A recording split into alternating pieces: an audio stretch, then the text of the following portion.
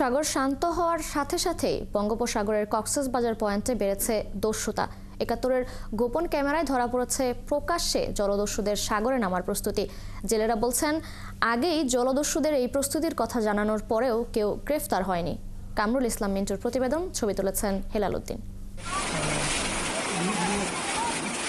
কক্সবাজারের চকরিয়ার বদরখালী বিল, সামনে কহুলিয়া নদীর মোহনা, কাছেই সমুদ্র।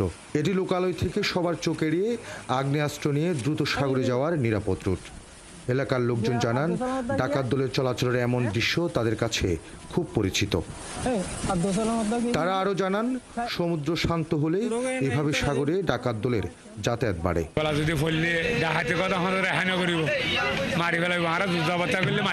গত 15 দিন ধরেই এরকম যাতায়াত দেখা যাচ্ছে।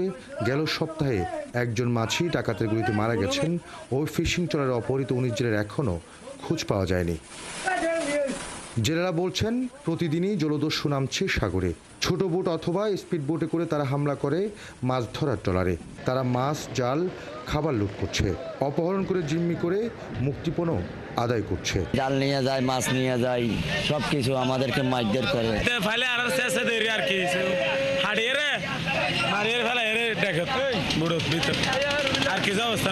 জাল লাদ না বাজি জাল যাবে জান্দা বাধা করিব।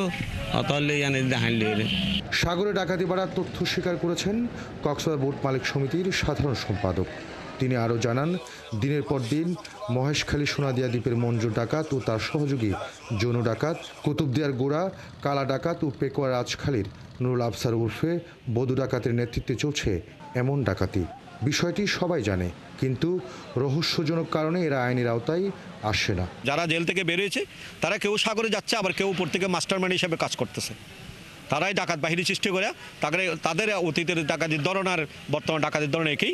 জেলা প্রশাসক বললেন, তিনি এরই মধ্যে জেলেদের নিরাপত্তায় সব ব্যবস্থা নিয়েছেন। ডাকাতদের ব্যাপারে সজাগ আছে আইন শৃঙ্খলা রক্ষাকারী বাহিনী। সম্প্রতি যে সকল ঘটনাগুলো ঘটেছে এগুলো আমরা খুব নিবিড়ভাবে পর্যবেক্ষণ করছি এবং আমরা সমন্বয়ের মাধ্যমে আমাদের জেলা প্রশাসন এবং আমাদের আইন শৃঙ্খলা বাহিনী সকলে মিলে আমাদের যে সকল সিদ্ধান্তগুলো আমরা নিয়ে থাকি সেগুলো আমরা বাস্তবায়ন করছি। 2018 সালের 20 অক্টোবর মহেশখালী কুতুবদিয়া উপকূলের 6টি বাহিনীর 43 জন জলদস্যু আত্মসমর্পণ করে। তারা জমা দিয়েছিল 94টি আগ্নেয়াস্ত্র ও 7,637টি গুলি, কিন্তু দস্যুতা কমেনি সাগরে। কামরুল ইসলাম মিন্টু, ৭১, কক্সবাজার।